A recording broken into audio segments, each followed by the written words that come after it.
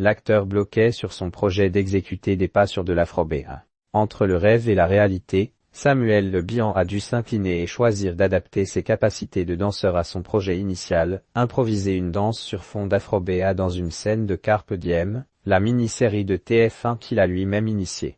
Au début, je voulais faire de l'afro-béat, c'est une musique africaine ancestrale avec des pas que je trouve assez incroyables. Je me suis dit que ce serait rigolo que cet avocat sache danser l'afro-béat, dit la télé-loisir à propos de son personnage d'ancien condamné innocent devenu avocat en prison. J'ai commencé à travailler, mais c'est extrêmement compliqué, c'est très technique. Je n'avais vraiment pas le niveau. Donc, j'ai simplifié tous les pas, c'est devenu de la danse normale, raconte l'acteur, un peu dépité. Anja l'a rescoussé cependant, sa fille Anja l'a tiré de ce mauvais pas. Alors qu'il était revenu à de plus simples ambitions, elle lui a soufflé comment donner un peu de peps à sa prestation. C'est une chorégraphie que j'ai préparée avec ma fille. Elle adore danser, a-t-il indiqué à Voici. Et, très fièrement, le papa comédien a ajouté, et ma fille a eu plein d'idées de pas qu'on a mis dedans, et on travaillait tous les deux. Chaque fois qu'on tournait la scène, elle nous rejoignait et se mettait derrière nous.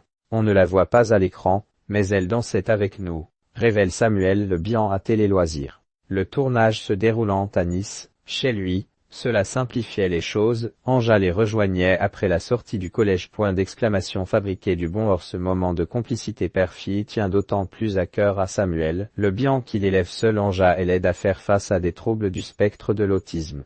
En mai 2024, celui qui joue dans Alex Hugo depuis 2014 confiait sur le plateau de « C'est à vous » que plutôt que se laisser écraser par la situation, il s'était donné pour mission de fabriquer du bonheur. C'est un choix, une décision, un état d'esprit. Et ça fonctionne pas mal. Carpe Diem, réalisé par Pierre Issoard, sur un scénario de Pierre Issoard et Julien Guérif, a commencé à être diffusé sur TF1 ce 10 mars. La mini-série Coïco policière comprend 6 épisodes de 52 minutes.